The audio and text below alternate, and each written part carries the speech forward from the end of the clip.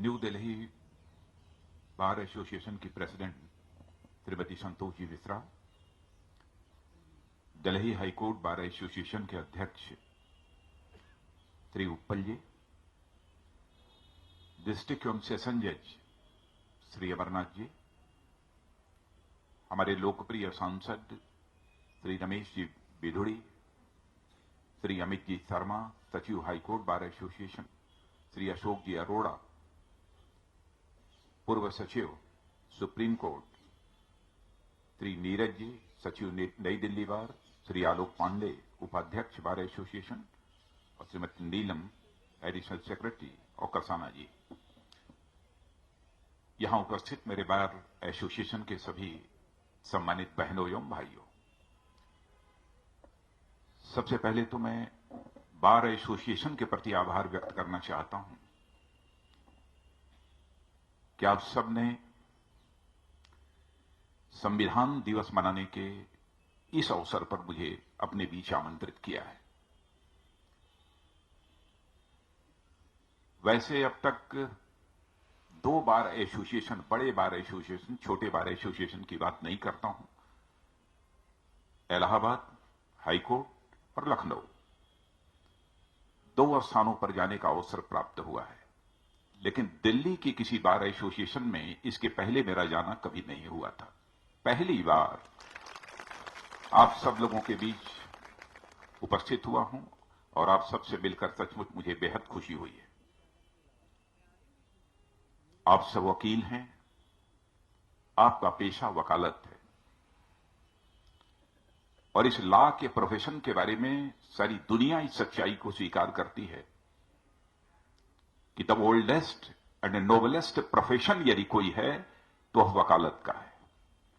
सारी दुनिया इस सच्चाई के रूप स्वीकार करती है, और मैं इस सच्चाई को भी जानता हूं कि एक वकील के रूप में जिस जिम्मेदारी का आप निर्वाह कर रहे हैं, आप केवल व्यक्तिगत और पारिवारिक जिम्मेदारी का ही निर्वाह नहीं कर रहे हैं, बल्कि एक आप बहुत बड़ी सामाजिक जिम्मेदारी का भी निर्वाह कर रहे हैं। और वकीलों के बीच बार बार आने का, उनके संपर्क में रहने का अवसर मुझे प्राप्त हुआ है। मैंने देखा है कि वकील सामान्यतः अपने विचारों के बहुत ही स्वतंत्र होते हैं, और उनके ऊपर यदि कोई पाबंदी लगाने की कोशिश करता है तो उनकी उत्तेजना भी मैंने देखी है।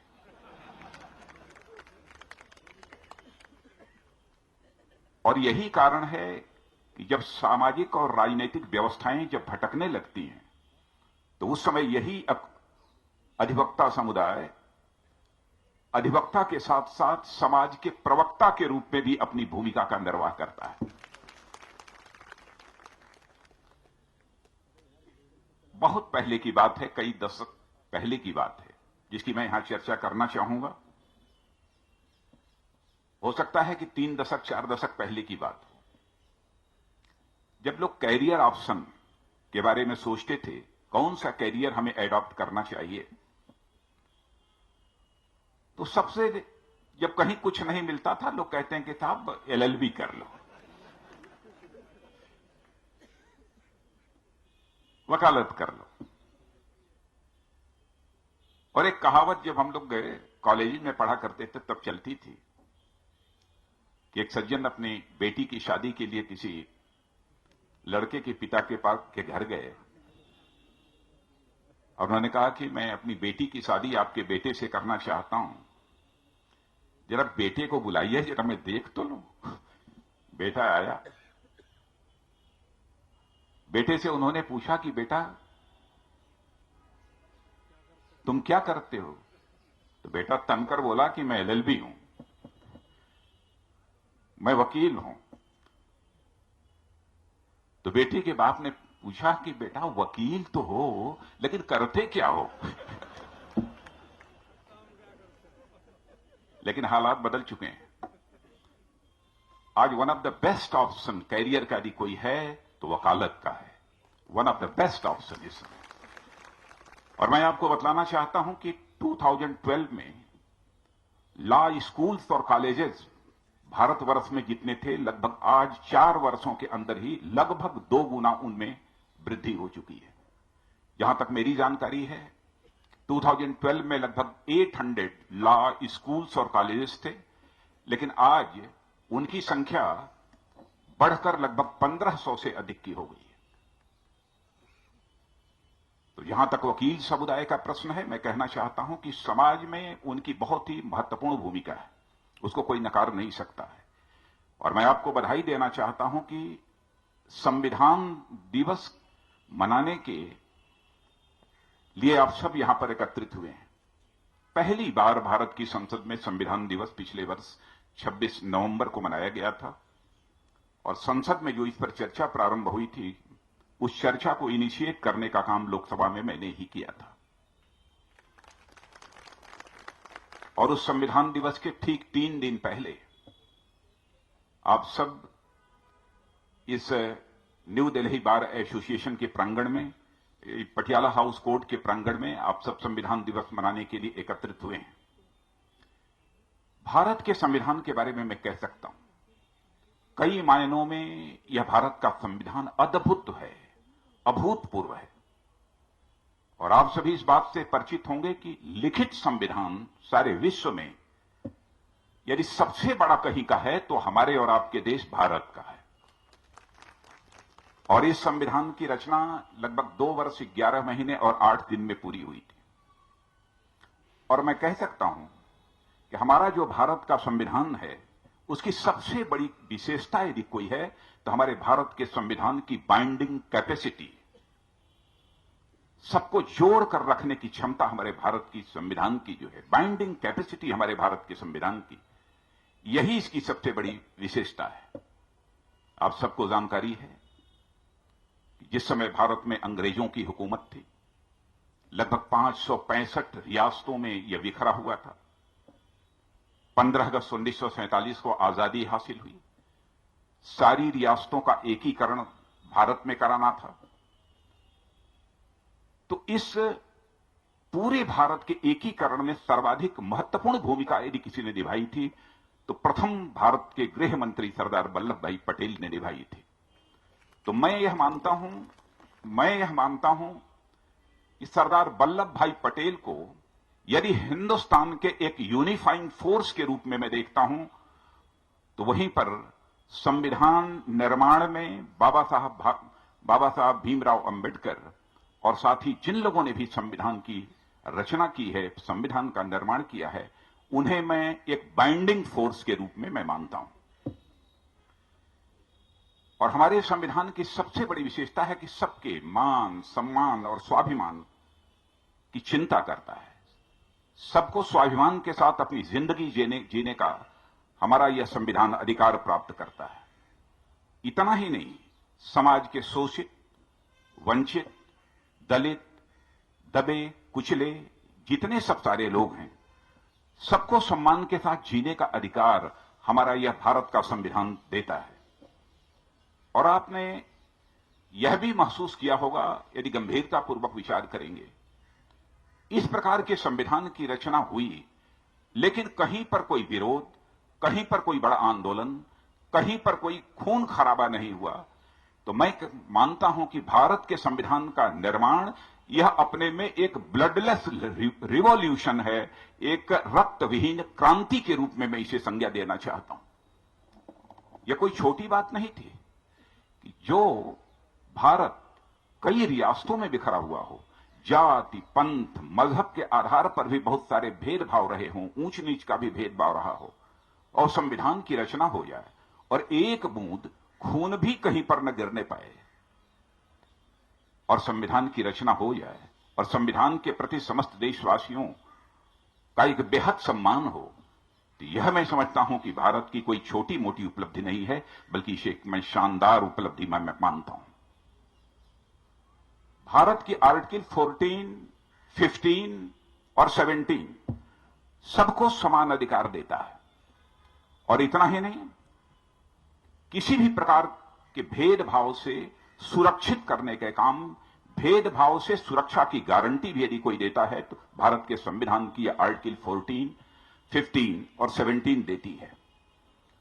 आर्टिकल 17 का जहां तक सवाल है, आप सब वकील हैं, यहां पर कुछ जजेस भी बैठे हुए हैं, उनको भी इस बात की जानकारी है, हमसे बेहतर जानते हैं कि अनटचेबिलिटी को नकारने का काम आर्टिकल 17 में हमारा यह भारत का संविधान करता है। सबको एक डिग्निफाइड लाइफ जीने का अधिकार है, डिग्निफाइड जिंदगी जीने का अधिकार है। यह हमारा भारत का संविधान गारंटी देता है इस बात की। और डिग्निफाइड लाइफ जीने के लिए फंडामेंटल राइट्स की भी व्यवस्था हमारे भारत के संविधान में की गई है। Right to equality, right to freedom of religion, right to speech, कई बहुत सारी चीजें हमारे फंडामेंटल राइट्स में दी गई हैं। इतना ही नहीं, बल्कि हमारे फंडामेंटल राइट्स को सेफगार्ड करने के लिए भी आर्टिकल 32 में राइट टू कॉन्स्टिट्यूशनल रेमेडीज की भी व्यवस्था की गई है।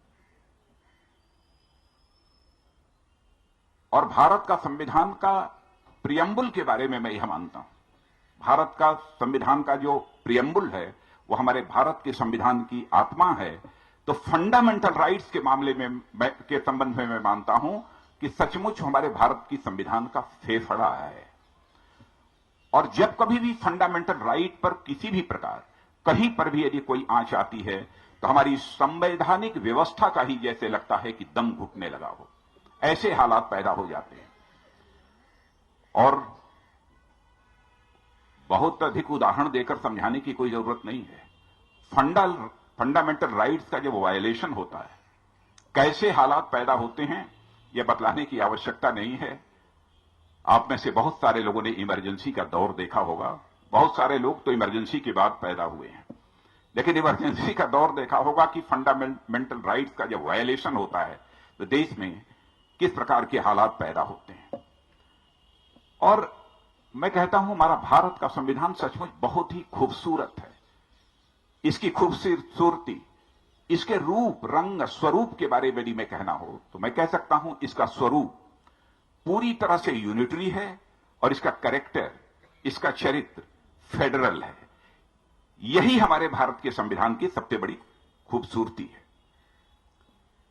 और हमारे संविधान निर्माताओं ने किसी को नहीं छोड़ा है जिसका कि एम्पावरमेंट न किया हो, ऐसा हमारा संविधान है। बाबा साहब भीमराव अंबेडकर ने वीमेन एम्पावरमेंट की बात की, प्रॉपर्टी राइट्स की बात की, राइट्स टू इक्वलिटी की बात की। इन सब सारी चीजों की बहुत ही ठीक तरीके से जो चर्चा की जानी चाहिए, इन सभी के अधिकारों को सुरक्षित रखने के लिए बाबा साहब भीमराव अंबेडकर ने अपने संविधान में की है। आप सब इससे भी अच्छी तरह वाकिफ हैं। जब मैं वीमेन एम्पावरमेंट की बात करता हूं, आप सब भी हमारी इस बात से सहमत होंगे कि प्रगतिशील समाज में महिलाओं को हम पीछे छोड़कर नहीं चल सकते। हम महिलाओं को दोयम दर्जे के रूप में नहीं रख सकते हैं।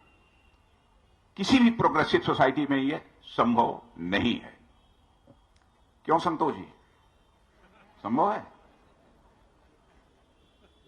और इस समय का एक बर्निंग इशू है ट्रिपल तलाक का।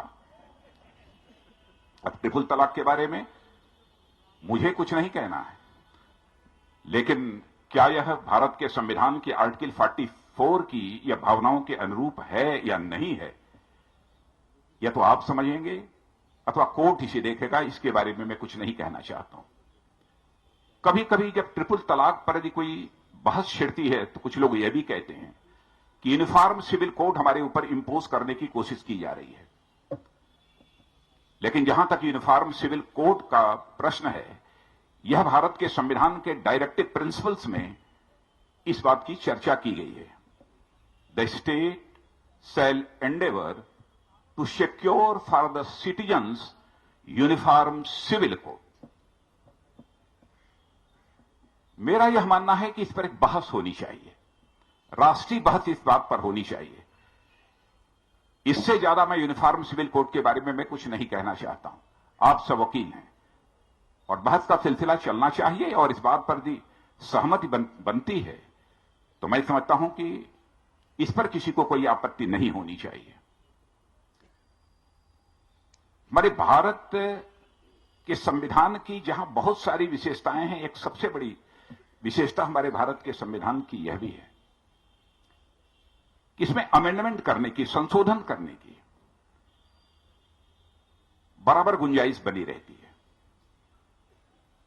ताकि समय के साथ हमारा यह संविधान भी कदम ताल कर सके। इसलिए अमेंडमेंट की भी हमारे भारत के संविधान में बराबर गुंजाइश बनी रहती है।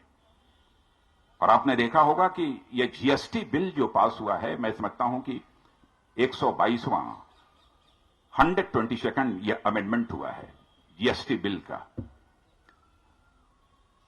यानी जब से संविधान हमने स्वीकार किया है तब से लेकर अब तक लगभग 122 कॉन्स्टिट्यूशनल अमेंडमेंट्स हो सके हैं। समय के अनुसार बराबर इसमें परिवर्तन होते रहे हैं। यह मैं अपने भारत के संविधान की विशेषता मानता हूं।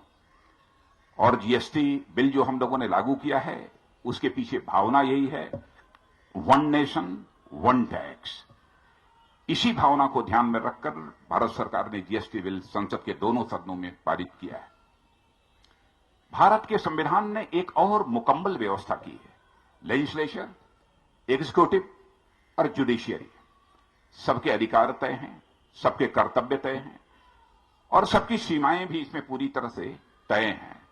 सेपरेशन ऑफ पावर को लेकर भी कहीं पर कोई विवाद नहीं है, किसी प्रकार का कोई संकट नहीं है।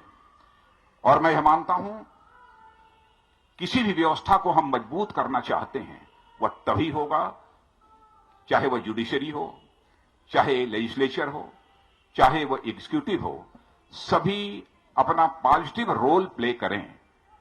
तभी हम सिस्टम्स को जो मजबूत करना चाहते हैं, हम अपने सिस्टम्स को मजबूत कर सकते हैं, वरना सिस्टम निश्चित रूप से कमजोर होता चला जाएगा। और जब व्यवस्थाएं और सिस्टम्स कमजोर जब होने लगते हैं तो देश को उसका कितना बड़ा खामियाजा भुगतना पड़ता है, यह बताने की आवश्यकता नहीं है, आप सबको इसका एहसास है। मैं यह मानता हूं कि देश में आज अच्छा लीगल सिस्टम है, इसे और कैसे बेहतर बनाया जा सकता है, कैसे लोगों को सस्ता और सुलभ न्याय दिलाया जा सकता है, इस पर भी लगातार बहस चलती रहनी चाहिए। ऐसा नहीं है कि एक बार लीगल सिस्टम यदि हमने जो भी तैयार कर लिया वह सदैव के लिए पक्का हो गया, अब उसमें किसी भी प्रकार के परिवर्तन की कोई गुंजाइश नहीं है। मैं ऐसा नहीं मानता हूं।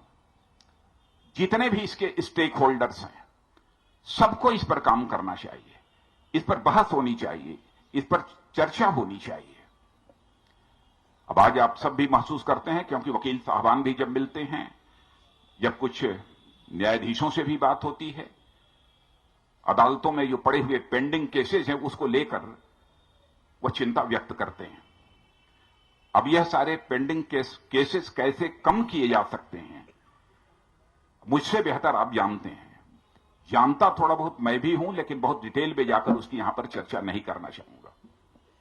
जहां तक गवर्नमेंट का प्रश्न है, एक इस समय नेशनल लिटिगेशन पॉलिसी पर चर्चा हो रही है और मैं समझता हूं कि लिटिगेशन की संख्या घटाने में भी यह पॉलिसी काफी कारगर होगी, मेरा ऐसा विश्वास है।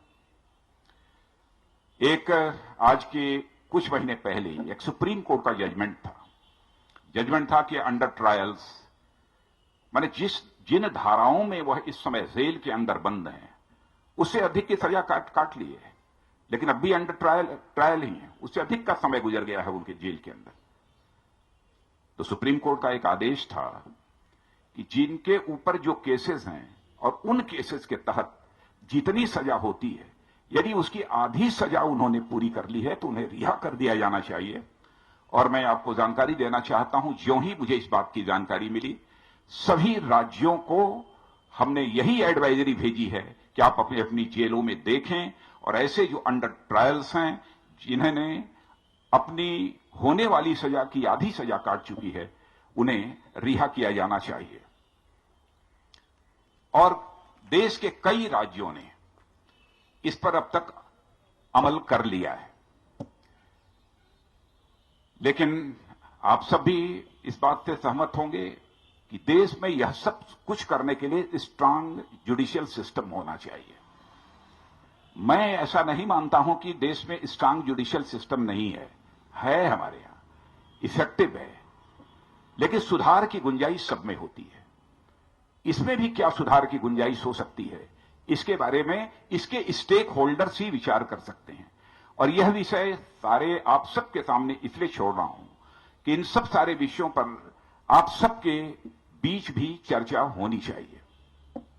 आप सबकी इच्छा है, चाहे हम हों राजनीतिक क्षेत्र में काम करने वाले, अथवा आप वकालत के पेशे में हो, अथवा देश में कोई किसी पेशे में क्यों ना काम कर रहा हो, सब चाहते हैं कि हमारा भारत एक सशक्त भारत बने, हमारा भारत एक सुरक्षित भारत बने।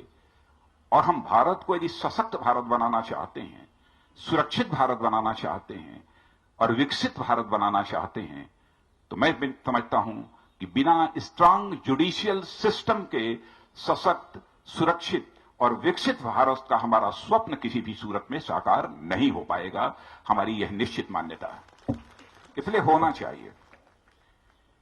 बार एसोसिएशन के बारे में, बार के जो हमारे सभी सम्मानित मेंबर्स हैं, उनके बारे में मैंने पहले ही कहा अपनी बात की शुरुआत करते ही कि आप केवल अपनी पारिवारिक जिम्मेदारियों का निर्वाह नहीं कर रहे हैं, आप केवल अपनी व्यक्तिगत जिम्मेदारियों का निर्वाह नहीं कर रहे हैं, बल्कि आप अपनी सामाजिक जिम्मेदारियों का भी निर्वाह कर रहे हैं। लोगों के अंदर लीगल अवेयरनेस कैसे पैदा हो सके, इस दृष्टि से भी मैं समझता हूं कि भारत के संविधान की खूबियों के बारे में, भारत के संविधान की विशेषताओं के बारे में, ताकि लोगों की भारत के संविधान के प्रति आस्था, निष्ठा यह निरंतर बढ़ती रहे, इसके लिए आवश्यक है कि लोगों के अंदर एक लीगल अवेयरनेस पैदा की जाए।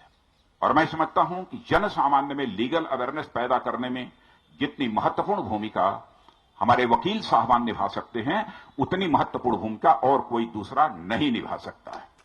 इस भूमिका को आप ही कर सकते हैं। और आपके पेशे से जुड़े हुए लोग, महात्मा गांधी आपके ही पेशे से जुड़े थे, और लोकमान्य तिलक आपके ही पेशे से जुड़े थे, गोखले जी, बड़ी बड़ी हस्तियां।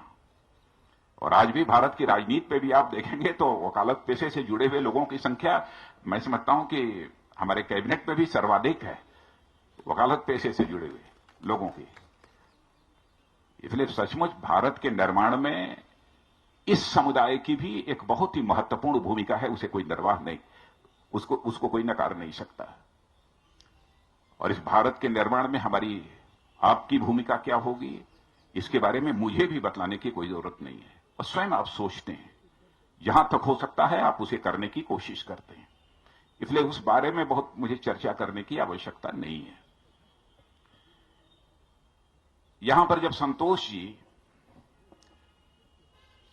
विचार व्यक्त करने के लिए जब खड़ी हुई थी, तो उन्होंने पटियाला हाउस कोर्ट राउजेवनु जा रहा है, राउजेवनु जा रहा है, पूरी तैयारी है।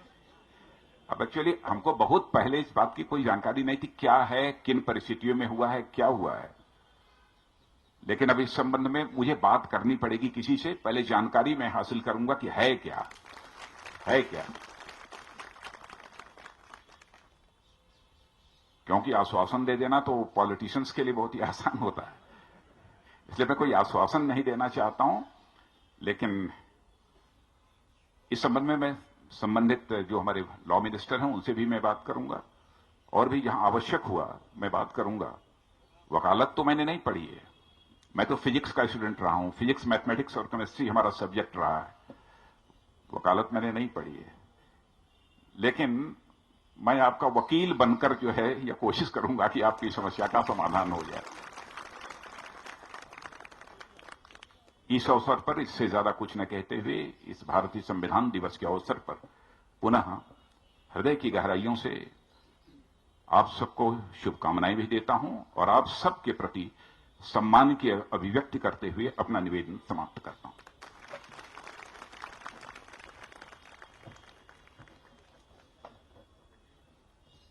धन्यवाद माननीय राजनाथ जी।